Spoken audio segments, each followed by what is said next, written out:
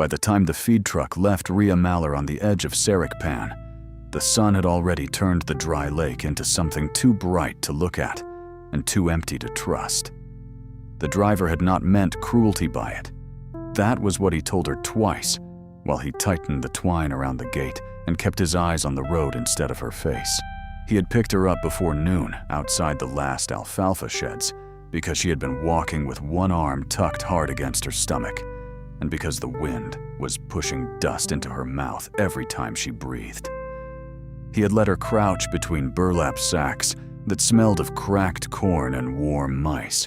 For 43 miles, she had listened to the boards knock under her knees and had allowed herself to believe the ride might carry her all the way to Ravelin, where there were washrooms behind the bus office and a church basement that sometimes left soup on a folding table. Then a state inspection sign appeared on the highway. The driver pulled onto the gravel apron, cursed under his breath, and told her to climb down. "I can't be carrying anybody through a checkpoint," he said. "They weigh the load. They look under tarps. I'm sorry." She waited for him to say more, because people often said more when they wanted the sound of their own mercy to cover what they were doing. He only lifted her canvas bundle down after her and pressed a paper cup into her hand. There was an inch of lukewarm water in it. She drank half by instinct and hated herself for saving the rest. The truck rolled away with the sackcloth flapping once, twice, and then it became a brown shape wavering above the heat. The highway went east and west, both directions clean of shade. South of it, the pan lay spread out under the sun, flat and white, crusted like something poured and forgotten. Past the pan, far off through the glare, she could see the broken tooth of an old water tower, and behind it, darker shapes that might have been houses or machinery, or just another lie made by distance. A rusted sign leaned beside a cattle guard. Most of the letters had been sanded pale, but she could read 3 words near the bottom: "No surface road." Rhea stood under that sign with the paper cup folded in her fingers. Her feet hurt from the morning's walking, and from yesterday's walking, and from a week of walking before that. The left heel of one shoe had begun to separate from the sole, so each step opened and closed it like a small mouth. She had bound it with packing string, but the knot had slipped, and grit had worked inside. Her last real meal had been a heel of bread and 2 bruised plums behind a produce stall outside Corvin. She looked at the highway. No cars, no shade, no sound, but wind and the slow click of heat in the metal sign. The water tower across the pan looked closer than the east bend of the road. It looked possible. That was the word that always got her into trouble. Possible did not mean safe. Possible did not mean allowed. Possible only meant the mind could draw a straight line through danger and pretend the body would follow. She waited until the truck was gone from sight. Then she stepped through the cattle guard and started south. At first, the crust carried her easily. It was rough underfoot. White flakes laid over older gray scales, with patches where pink mineral dust had gathered in shallow wrinkles. The air smelled sharp, like old bleach and pennies left in rain. Here and there, black stems of salt bush stood in clumps, brittle and leafless. The water tower did not grow nearer, but the highway slowly lost its authority behind her, until it was no more than a hard black seam at the edge of the glare. Rhea had crossed dry washes before. She knew enough not to trust the smooth places and not to put weight on anything that shone wet. She kept to cracked ground, testing each step with the toe of her shoe. The crust made a hollow crunch, and sometimes a sound like glass being chewed. Under the noise of her feet, there was another noise she did not like. A small, settling sound, a whisper from below. Not water exactly, but something dense moving under a lid. The afternoon thinned. Heat lifted from the pan in long, transparent sheets. The water in the paper cup was gone, and her tongue felt swollen against the roof of her mouth. Twice she thought she saw rails ahead, thin black lines lying parallel beneath the salt. but each time she reached the place, there was nothing there but darker mineral streaks and the shadows of low ridges. She kept walking because turning back meant admitting the tower had tricked her. Near dusk, the light changed all at once. The white pan lost its shine and became blue in the shallow places, lavender where the salt rose in lips. The wind cooled so quickly that sweat dried cold under her collar. Rhea stopped to tighten the string around her shoe. When she bent, the crust below her right foot sighed. She froze. The sound had not been loud. It was worse for being quiet. A hollow, inward collapse, as if something beneath the crust had moved away and left the top hanging. Rhea held one hand out for balance. She could feel, through the thin sole of her shoe, a faint pulsing. The surface trembled under her weight, not enough to break, just enough to tell her that it could. She lifted her left foot. "Don't move." The voice came from nowhere she could see. It was low, close, and dry as paper rubbed between fingers. Rhea stopped with her knee bent and her arms lifted. Her breath caught so sharply that her ribs hurt. "Don't move," the voice whispered again. "Follow me." A man rose from the ground 20 feet away. For one wild second, she thought he had come up through the salt itself. Then the shape separated from a pale ridge. He had been lying inside the shadow of a tilted iron panel, covered with a cloth the same color as the pan. He was old, but not in the soft way of men on porches. He looked wind-cut. His beard was the color of ash. His hat had a cracked brim, and one of his shoulders sat lower than the other, beneath a coat patched with flour sacks and leather. Around his ankles were strapped 2 broad wooden overshoes, each with a red pad tied under it. He did not come straight toward her. He stepped sideways, placed one foot with exact slowness, shifted his weight, placed the other, and waited. Where his feet touched, red marks appeared on the white ground. Not smears, but full prints, sharp at the heel and broad at the toe. They darkened, as if they were rising from beneath the salt. Rhea stared at them. The pan around her made another faint sound, a stretch and release. "Eyes down," the man whispered. "Hands loose. Put your foot where mine was, not near it. In it." "I can't," she said. Her mouth made almost no sound. "You can, or the pan will take your shoe first and your leg after." The red footprints led from him toward her in an uneven line.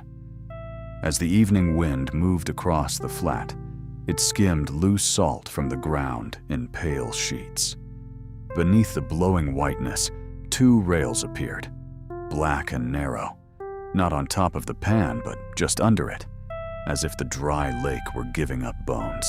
The red footprints lay between and beside them, stepping from one buried tie cap to the next. Rhea lowered her left foot into the nearest red mark. The crust held. Her right foot still trembled on the bad patch. "Now the other," the old man said. She looked up once, and he snapped 2 fingers without raising his voice. "No. Down." She moved her right foot. The crust bent under it, and for a moment, she felt it dip like thin ice over a ditch. Then her sole found the red print. Solid, the relief was so strong that her throat closed. The man backed away along his own marks. He did not hurry. When he reached a place where no marks showed, he shifted a brass hand weight from one pocket to another, waited for a breath of wind to strip a skin of salt from the surface, and stepped onto a square of darker ground. Red seeped around his overshoe. The print bloomed under him. Rhea followed. Every step demanded all of her attention. Sometimes the prints ran between the rails. Sometimes they crossed over one rail to a line of half-buried boards. Once the old man raised his hand without turning, and she stopped with both feet inside 2 red marks, while a low shudder passed across the pan from somewhere to the west. A yard ahead of her, a blank patch of crust dimmed, sagged, and opened without a splash. It became a hole the size of a wash basin, filled with black brine breathing little bubbles. She made a small sound. The old man did not look back. "That one was not ready this morning," he said. "The ground changes while people are making up their minds." They went on as the light drained. The water tower grew larger, but Rhea could see now that it leaned over the remains of an abandoned rail yard. Not a town. Not shelter of the kind she had imagined. There were 2 caved sheds, a line of upright posts, a rusted hopper car tipped into the salt, and a squat building half buried to its windows. The rails ran toward it and vanished under drifts of white crust. The old man led her to the lee side of the hopper car. There, he knelt with a wince and brushed salt from an iron ring set into a timber. He pulled.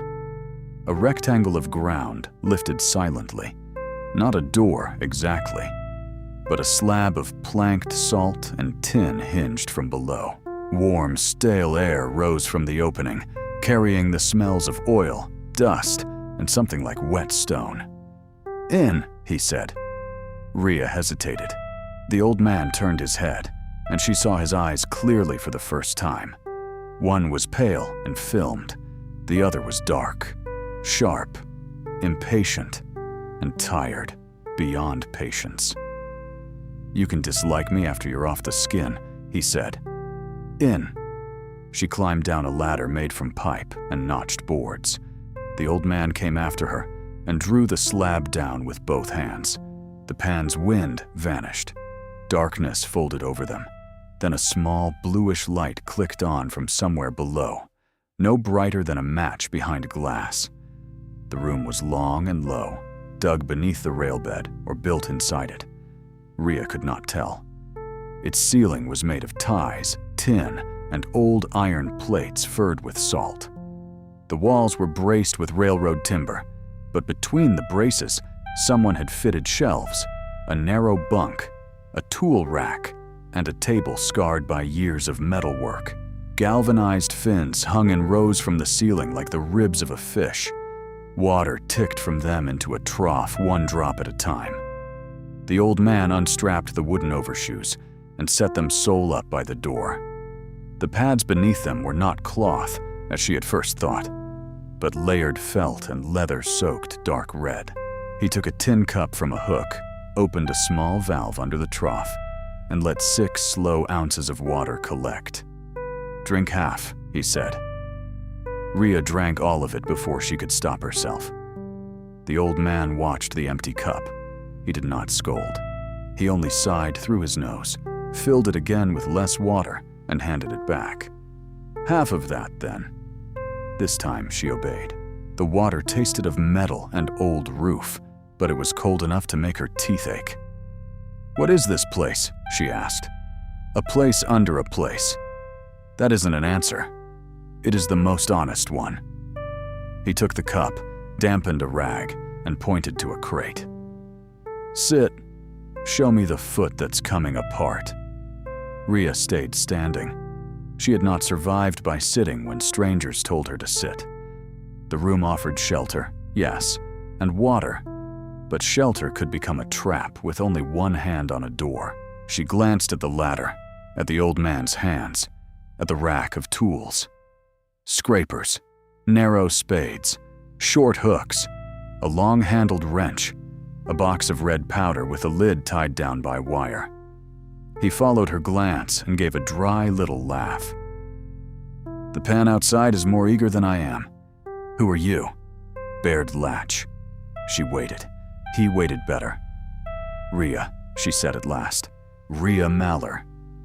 "Then sit down, Rhea Maller, before the alkali dries hard in that shoe and eats you raw." The word alkali did what kindness would not. She sat. Baird knelt with difficulty and untied the slipping string around her left shoe. When he pulled the heel open, salt dust spilled out. Her sock had crusted to the blister underneath. She braced for pain. He cut the sock instead of peeling it, rinsed the foot with water he clearly did not want to spend, and blotted the skin with strips of clean cotton kept in a biscuit tin. His hands shook when they hovered, but not when they worked. "You cross pans often?" he asked. "No. You just looked at one and thought it would behave for you?" "I thought there was a town." There was. He sat back on his heels and looked toward the ceiling, as if the lost town were still above them. Sarek tank, water, salt, 3 sidings, an eating room with 9 chairs, a telegraph window, and a woman who could tell a man's weight by how the boards took him. Then the lake changed its mind. The railroad changed theirs after. "What are the red footprints?" Baird wrapped her foot with a strip of soft canvas and tied it with flat, careful knots. A sentence the ground can understand. "Does everything you say have to sound like that?" His mouth twitched once. "No. The red is iron meal and binder. The soles press it into the capstones over the ties. When the capstone is seated right, the color comes up whole. When it comes up ragged or too late, you do not step there. If no color comes, you do not step there either. Why would anyone build something like that? To cross what looks crossable." He stood, slow and stiff, and hung the wet rag over a wire. To keep fools from being punished forever, for being fools. Once. Rhea looked down at her wrapped foot. He took a shallow pan from the table and poured red powder into it. The powder was not bright. It had the dull, heavy color of old bricks crushed fine. He added water from a second vessel that smelled mineral and sour, stirred with a flat stick, and pressed one of the overshoe pads into the mixture. "The old line runs under the salt for 2 miles, he said. Ties were set on piles driven through the skin to hardpan. Most are still there. Between them, nothing you'd trust with a dog. The red pads tell me which stones held since my last walk. You live here?" "Not all the way here. Enough." "Alone?" "Mostly. The pan is company, if you don't need it to answer quickly." Rhea almost laughed, but the sound failed. Her body had begun to understand it was no longer walking. Fatigue rose from her bones, with a weight so complete that the room seemed to tilt. The ticking water, the close smell of oil, the low sheltering ceiling, and the pain in her foot all pressed together. She had not meant to sleep. She blinked, and the next blink came from farther away. Baird set a hand on the table. "Not yet," he said. She forced her eyes open. He was not looking at her now. He was looking past the ladder, toward a narrow slit of glass set into the wall at floor height. Beyond it was a black space, then the faint gray of the pan. In that slit, a red print appeared, then another, then 3 more, one after another, walking away from the hidden door along a track Rhea had not used. Baird went still. "What?" she whispered. He raised one hand sharply. The print line lengthened in the slit, turning across the pan toward the west, where dusk had become a bruise-colored band. "Nobody's on that line," he said. "Maybe somebody else is out there." No weight, no shadow. He moved to a shelf and took down a glass plate, wiping it with his sleeve. Through it, the slit view seemed wider. "Those are fed from underneath." "You said the ground makes them." "The ground answers. It does not talk first." He set the glass down and crossed to the tool rack. His stiffness had vanished into something harder. He lifted a square-headed key from a nail, opened a waist-high iron cabinet, and stared inside at rows of small tin pipes, each tagged with a stamped number and each carrying a dried stain of red. The cabinet hummed faintly, not with electricity, but with pressure. A bead of red liquid swelled at the mouth of one pipe and fell into the cabinet tray. Baird's face changed. "The cut-over plate slipped," he said. Rhea did not understand the words, but she understood his tone. "Is that bad?" "The west walking line is printing safe steps where there are no safe steps." "Then don't follow them." He turned to her. You didn't know not to. The room seemed smaller. Baird shut the cabinet and leaned both hands on it. His shoulders rose and fell once. When he looked up, the filmed eye shone pale in the blue lamp. Tomorrow morning, men are coming to take rail out of the West Spur. They think I don't know. They think there's a clean service road under the salt, because they saw iron showing in the flats last week.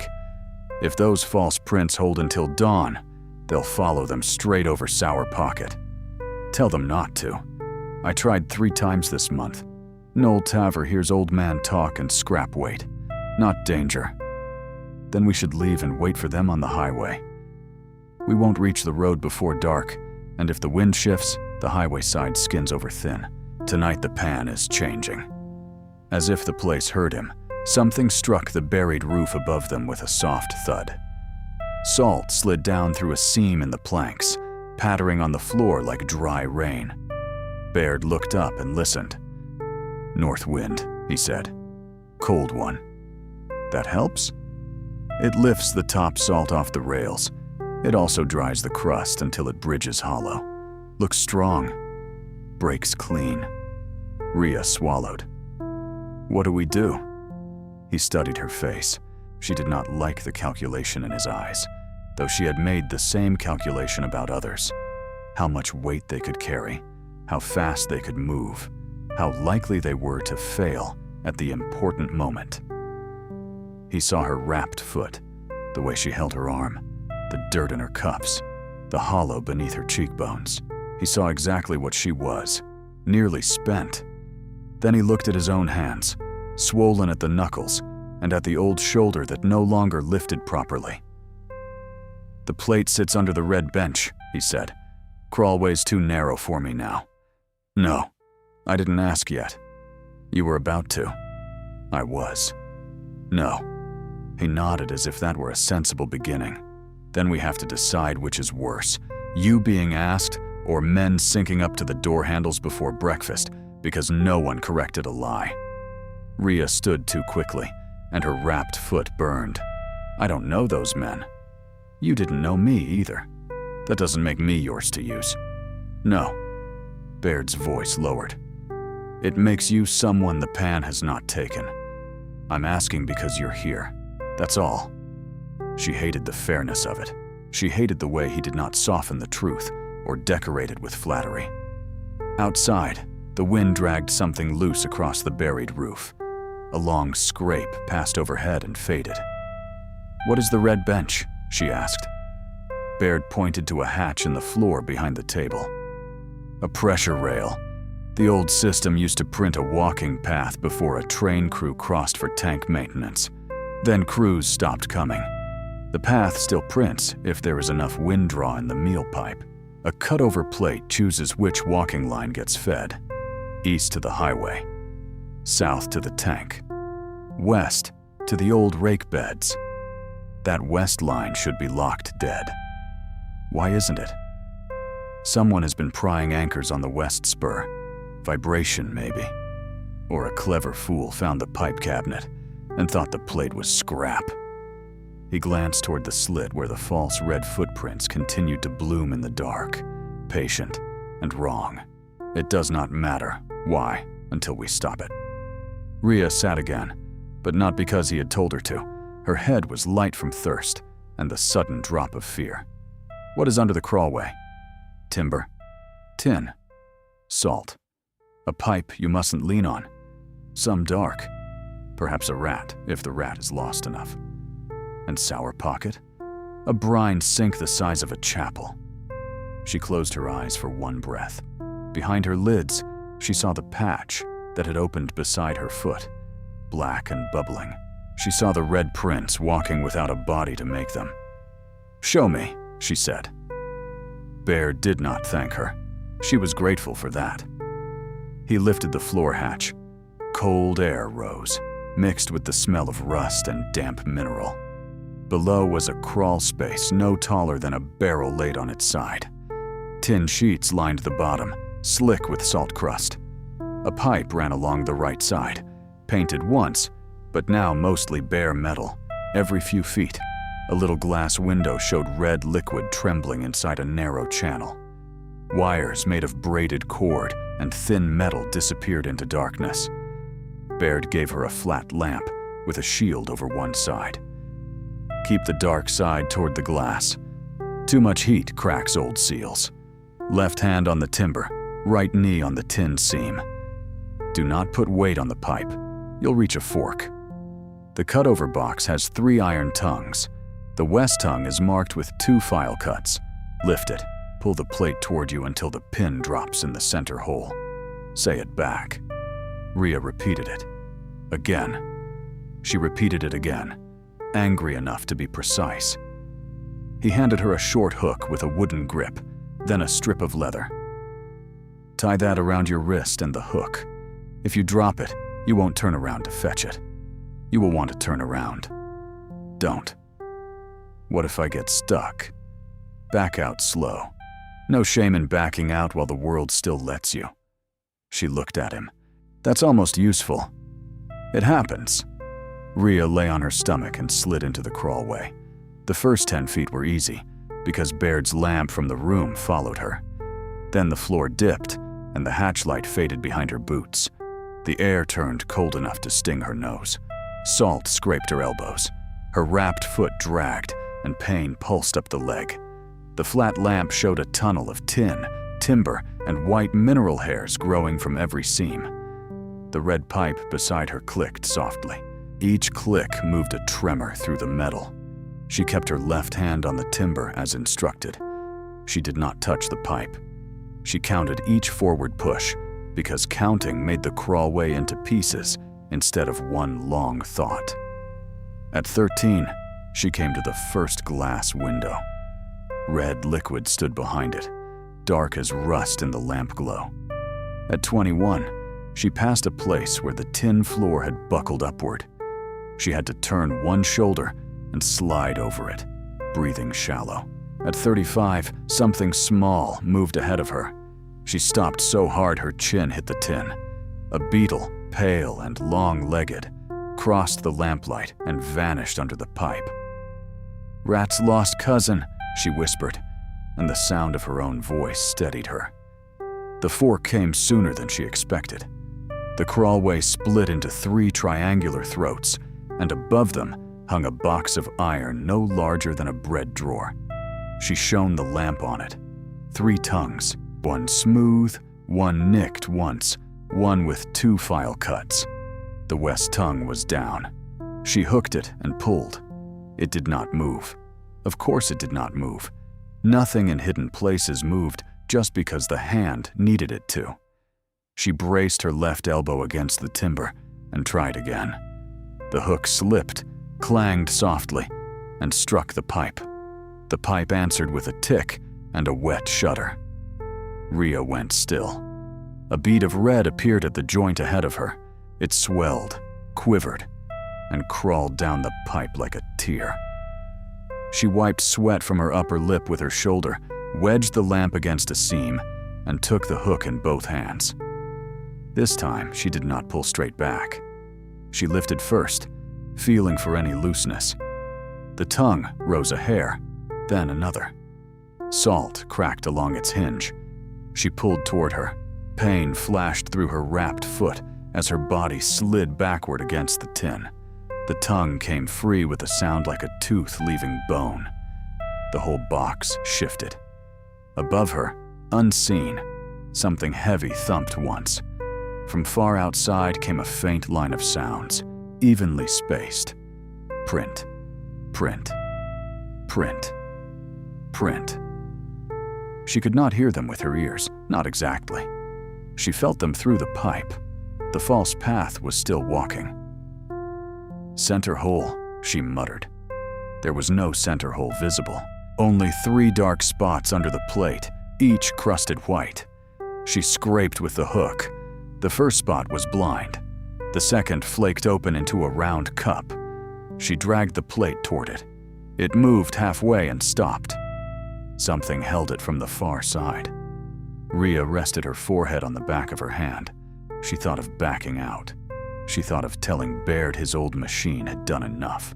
She thought of Noel Taver, whom she did not know, driving after bright red footprints across a surface that looked safe because it lied beautifully. She stretched farther in and found the edge of the obstruction with the hook. Not salt. Metal. A sliver wedged in the plate track. She worked it loose by fractions. The sliver dropped onto the tin floor beside her hand. It was a square nail, fresh scraped silver on one side. Someone had been in the cabinet, or had pried near the feeder above. Someone had not merely shaken the plate loose, someone had jammed it. The thought made the crawlway colder. She pushed the plate again. This time, it slid. The pin dropped with a dull clack into the center hole. At once, the red pipe beside her stopped ticking. Silence filled the crawlway. Then, from a different pipe farther left, a slower beat began. Rhea backed out 1 inch at a time, keeping the lamp steady. The sliver of nail closed in her fist. When she reached the room, Baird caught the back of her coat and helped her over the hatch lip. She rolled onto the floor and lay there breathing at the ceiling. Salt dust fell from her hair onto her cheeks. "Done?" he asked. She opened her hand. The nail lay red-stained in her palm. Baird looked at it for a long moment.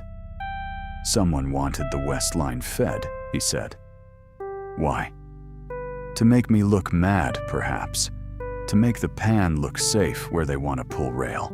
To move men where the ground will swallow the evidence of what they stole. There are many kinds of stupid. Some learn to hold tools. Noel? Likely one of his boys. Maybe him. He used to listen better when he was poor." Rhea sat up slowly. The false prints stopped. He turned to the slit. In the narrow glass, the line of red footprints no longer advanced west. For a moment, nothing happened. Then, nearer the hidden door, a new set of prints appeared, facing east, each one clear and square. Baird exhaled. "East line," he said. "Safe to the highway if it holds. If we test it before dawn." Rhea laughed once, without humor. "Of course." "No." She looked toward the slit, where the east prints waited in the dark. "Why this place?" Baird paused under the ladder. For the first time, the ready answer did not come. "My mother built the first Red Soul," he said at last. "Not this system, just the soul. A plank, horse felt, and mill sweepings. Men had been walking by poles before that. Poles tell you where the ground is soft after your arm is already reaching. Feet need to know first. She said danger should meet the soul before the skin." What was her name? Clea Latch. He said it with no ceremony, and because he did not decorate the name, Rhea heard the ceremony under it. "She worked for the railroad." She worked around the railroad, washed grease out of canvas, packed salt in 100-pound sacks, cooked when the eating room had flour, fixed what men set down broken if the broken thing mattered to her. When the pan took 3 tank hands in 1 week, she made them stop laughing at her red feet. "She's gone?" "A long while. And you kept her footprints." Baird's jaw shifted. "I kept the part that still works." Rhea should have stayed by the lamp. She should have curled on the bunk and let sleep take what it was owed. Instead, she limped to the wall behind the tool rack, where she had noticed shapes pressed into a long strip of dark material. Not writing, not pictures. Soul marks. Dozens of them. Large boots, small shoes, narrow heels, one bare child-sized foot with toe marks rounded and uneven, all pressed into a blackened panel and rubbed with red. Beside each print was a row of punched holes and notches. The system had recorded people not by names, or not only by names, but by the shape of how they stood. She touched none of them. Dust lay unbroken on the lower edge. Above the panel, a strip of metal had been stamped with 4 words. "Walk proved by walking." Rhea read it twice. She did not like it. It sounded too much like the rules the road had given her. You proved you deserved shelter by surviving the night before. You proved you needed food by staying hungry without stealing. You proved you were harmless by letting others push you until they felt safe. Walk proved by walking. It was a hard sentence. Then she looked again at the sole marks. Some were paired with repair signs, a line for a raised tie, 3 dots for a clogged nozzle, a crosshatch for a skin crack. These were not trophies. They were records of which feet had tested which ground, so the next person would not have to discover the danger first. The sentence changed under her eyes. Before she could ask more, a light flickered far beyond the west seam. Then another. Not stars. Headlamps. Baird moved to the slit and narrowed his good eye. The sound came late. An engine straining over crust that did not deserve the trust of wheels. Baird stared west, with his good eye narrowed. They're following the exposed iron.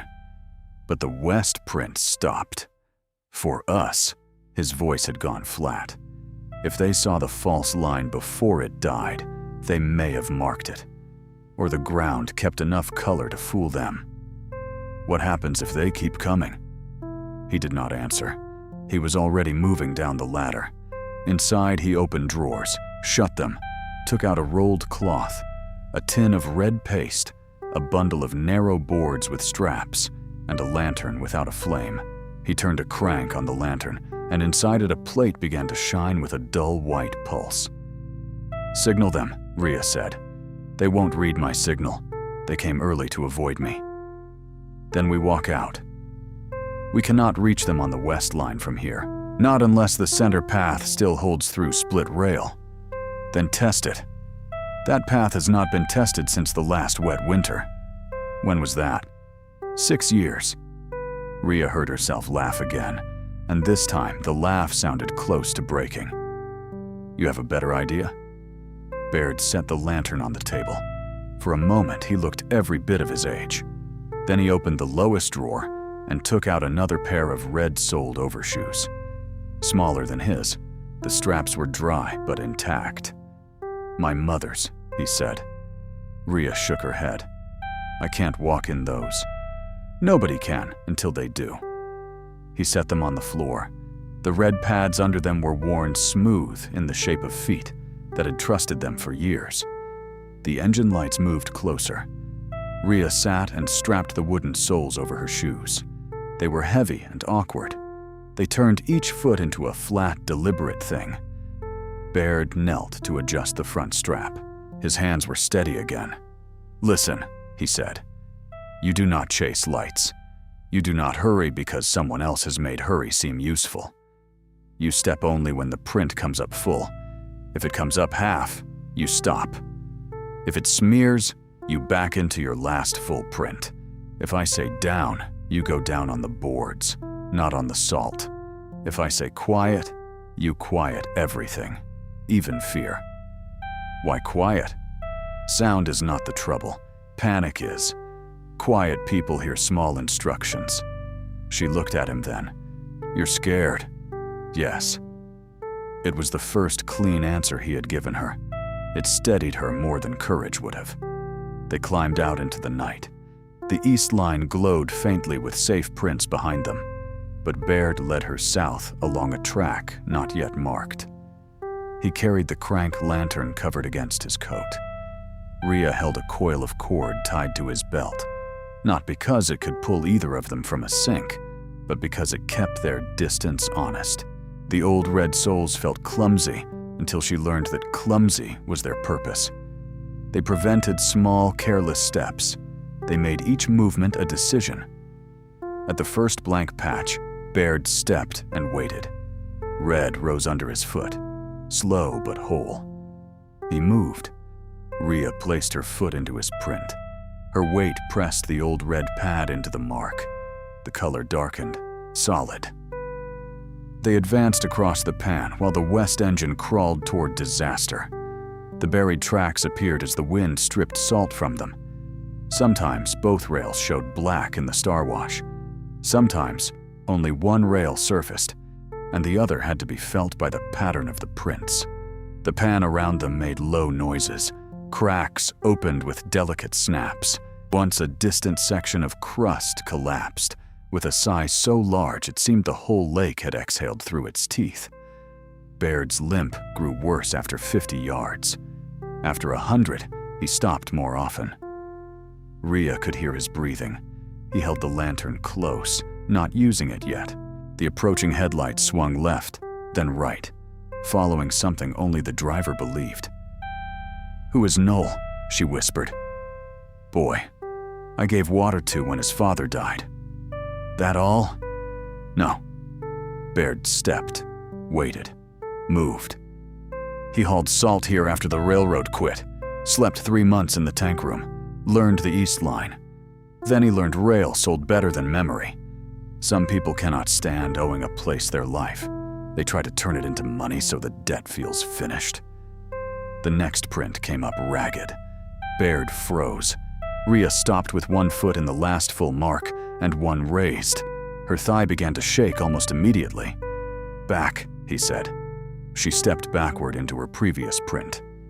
Baird did the same. He shifted 3 inches left and tried again. No color. 3 inches right. A red toe bloomed, then broke apart in a feathered smear. "Bad cap," he whispered. "The south path has dropped." The vehicle lights were now near enough that Rhea could hear tires crunching crust. A voice carried once, indistinct, then laughter. Laughter on the pan sounded obscene. "There," Rhea said. 10 feet to their left, an iron rail had emerged from salt in a curve, not part of the path they were on. It ran toward a darker ridge, where low posts stood in a line. "That is the rack spur," Baird said. "Not for walking." "Why?" "Old rake beds. Undercut." "But the posts?" "Measurement posts." The vehicle turned again. One headlamp vanished briefly behind a white rise, then reappeared lower. Rhea looked at the ragged print, the unsafe south path, the untested rack spur, Baird's gray face, and the engine lights. Can the red system print a new line? From the bench, yes. From out here, only if the hand treadle at split rail still works. Where? He pointed toward the low posts. "Of course," she said. "It may be buried. Everything here is buried." He almost smiled.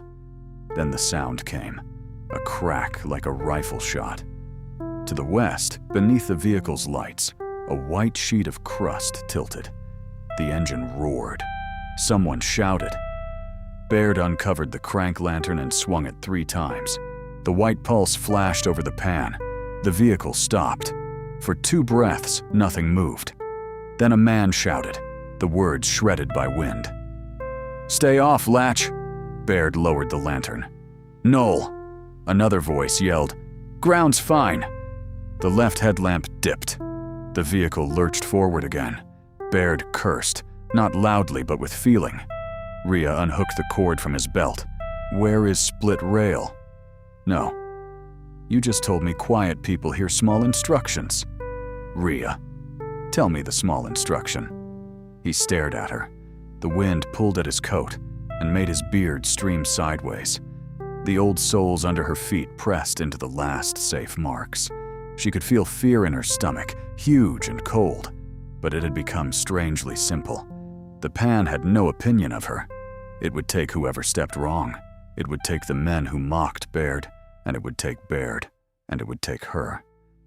The only difference was whether someone made the next safe step visible. Baird pointed to the line of posts. "Follow the exposed rail until you see a post with 2 iron collars. At its base is a treadle box. Clear the slot. Put your left foot on the treadle, not your hands. When it drops, pump twice only, not 3. 3 feeds the rake beds. 2 prints the cross line to hard ridge. Then step only where your own red marks go. If no marks come, you go flat and wait. Why left foot? The treadle bites right." That was enough to frighten her more than the rest. He gave her the crank lantern. "Cover it until you want them looking at you." Rhea took it. The handle was warm from his hand. She stepped left onto the rack spur. For the first 6 steps, red came up under her soles with surprising strength. The iron rail beside her held a shallow ridge of salt, and the posts ahead grew clearer. Behind her, Baird remained still, a dark figure in a field of red prints. Ahead, the vehicle's lights had stopped again, but one swung wildly as men moved around it. They were not far from the seam. If they tried to reverse, the rear wheels might break what the front had barely crossed. If they got out and ran, they would do worse. The 7th step came up half. Rhea backed into the 6th. She shifted toward the rail and tried again. Full. She moved. The old red soles grew heavier as paste and salt built under them. Her injured foot throbbed. The lamp bumped against her thigh. A low fog of mineral dust slid over the pan, not high enough to blind her, only high enough to erase texture. The posts appeared and disappeared in it. She kept her eyes down. At the post with 2 iron collars, there was no treadle box. There was only salt, flat and white, with a rusted loop half buried near the base. Rhea knelt on the boards of her own last red print, not on the blank salt, and scraped with the edge of the lantern. The crust resisted. She used the short knife still in her pocket from the windsail. Salt broke away in flakes. Under it was a wooden lid swollen shut. She hooked fingers under the rusted loop and pulled. Nothing. Behind her, a man shouted, "It's going! Get back!" Another crack ran across the pan. This one was closer and longer. Rhea felt it through the tread of the red soles. She put the knife into the lid seam and pried. The blade bent. She pushed harder, teeth clenched, until the lid released with a wet pop. Under it lay the treadle. It was a narrow iron pedal set above a slot.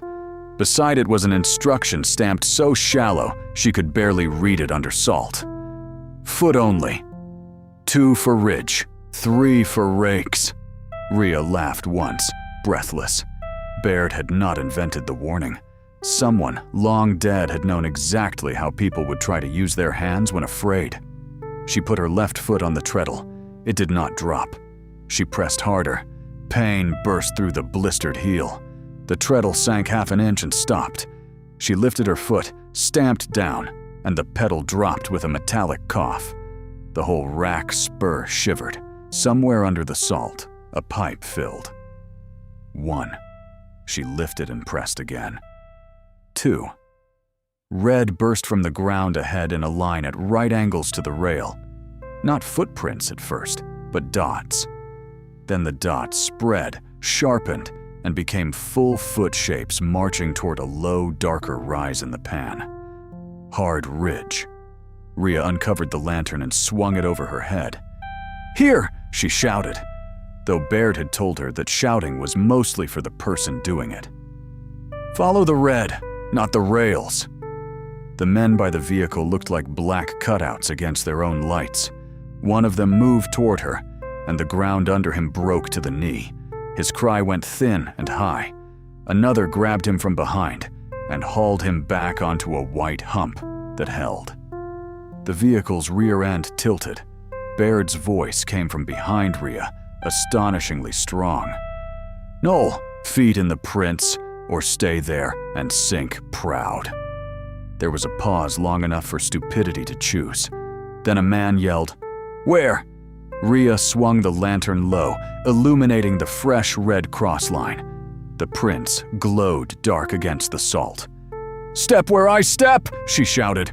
"Only where I step!" She did not wait to see if they obeyed. The first print ahead was full. She stepped. The second came up as she put weight on it, because the treadle had sent feed forward, but the capstones still needed testing. Full. The third. Full. The fourth smeared at the heel. She backed up, shifted right, waited. A new print bloomed. She stepped into it. Behind her, she heard men breathing, cursing, one sobbing with effort. she did not look back. If she looked back, she would place her next foot badly. The red line led over the pan in a shallow curve toward Hard Ridge, which was not a ridge as much as a buried line of older gravel under the salt. Each print she made became instruction for those behind. That knowledge put a weight across her shoulders, unlike any pack she had carried. People were stepping where she proved. The old metal sentence had become literal under her feet. Walk proved by walking. Halfway to Hard Ridge, the pan opened behind them. It didn't roar. It gave way with terrible softness, a long sliding sigh. The vehicle tilted nose down, headlamps shining into the crust. One wheel spun in air. The men behind Rhea made sounds she did not sort into words. A cold wave of brine spread under the salt and cracked it in black veins. "Move!" Baird called from somewhere behind. "No running! Move!" Rhea moved. Full print. Full. Ragged. Back. Shift. Full. A man stepped too near the edge of her mark, and she heard Baird snap. "In it! Not beside it!" with such force that the man whimpered an apology. The last 10 feet to Hard Ridge were nearly solid. The prints came up quickly, dark and square. Then Rhea felt gravel under the red sole. Real gravel. Not crust, not skin. Ground that did not pretend. She stepped onto it and turned. 3 men followed, staggering in a line. The first was broad, bearded, and gray with fear. Noel Taver, she guessed. The second was younger, with one pant leg black and wet to the thigh from where the crust had caught him. The third had lost his hat and held a pry bar as if he had forgotten it was in his hand. Baird came last. Rhea had not seen him leave the south path. He moved slowly, face drawn tight, but he stayed inside every print. When he reached gravel, he bent at the waist and braced both hands on his knees. The vehicle behind them sank another foot. One headlamp went under and turned the brine cloudy gold. Then it died. For a while, the only sound was wind. Noel Taver looked at Baird. He opened his mouth, shut it, and looked at the sunken vehicle. In the crank lantern's dim light, his face had the slack confusion of a man who had reached the end of his own explanation. "That wasn't there," he said. Baird straightened. "It was. You had not paid to notice it." They returned by a different line, slower than any of them wanted, and faster than fear allowed. Rhea led until her injured foot began to shake. Then Baird took the front. Then Rhea again, when his limp grew too heavy. In the sill house, the room seemed impossibly small, with 6 bodies inside it. Baird made Noel pump water for the burned leg. The pry-bar man set his tool in the corner, without being told twice. Noel kept looking at the pipe cabinet, as if it were a judge. Near dawn, Baird unlocked a second cabinet and took out flat panels of enameled metal, punched with dots and lines. They were not diaries. They were crossing proofs. Weather, wind direction, cap numbers, soul weights, failures, repairs, and the marks of those who had tested ground, so others would not have to learn by sinking. He showed Rhea the sign for a false feed corrected, and the sign for a new cross line. She understood then that the red prints were not decoration, superstition, or warning alone. They were memory made practical. When the sun rose, they walked east. The west sink had widened into a black, uneven lake, and Noel's vehicle had vanished, except for part of its rear gate. At the highway, Noel told the first maintenance driver the truth badly, then better, then with enough fear in it to be believed. By noon, men with clipboards and rods stood at the edge of Sarek Pan, arguing about maps and responsibility until Baird sent a rod beside a red footprint, and it dropped deep into hidden brine. A second rod through the footprint struck firm capstone. The argument changed after that. No one solved the future that day. Some wanted the step house sealed. Some wanted it named and fenced.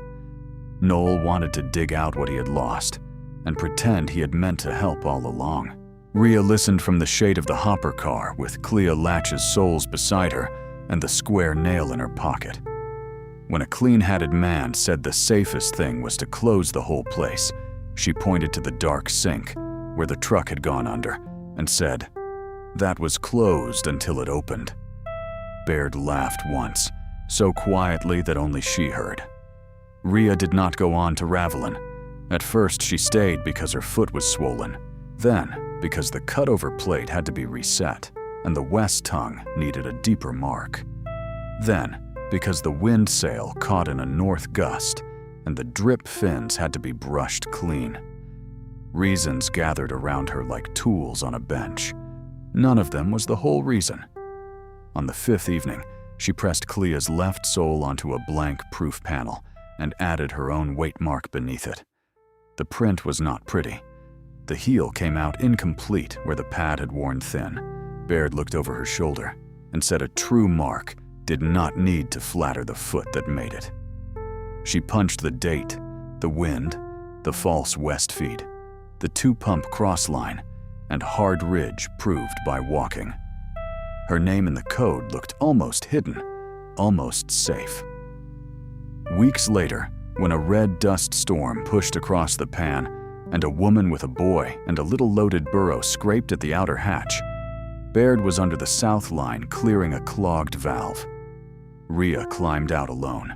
False prints had begun to lengthen across the salt, stretched by dust into shapes that looked human enough to fool tired eyes. The boy saw them and shifted his boot toward the pan. "Don't move," Rhea said. He froze. She strapped on the red soles and stepped across the false marks, waiting for each true print to rise whole before she moved again. "Follow me," she said, and led them in a slow curve to the hatch, one proved step after another. That night, after the strangers slept and water ticked into the trough, Rhea climbed to the platform beneath the leaning tower. The dry lake lay blue-white under the moon. Old rails showed wherever the wind had stripped the salt, thin, black, and exact beneath the pale skin. The red footprints near the door were already fading. They were not magic, not blood, not proof that the world had become kind. They were only proof that someone had crossed carefully before. At dawn, there would be a line to walk, a panel to mark, a valve to clear, and people who would need more than a warning. Rhea climbed down, strapped on the red soles, and went to wake them,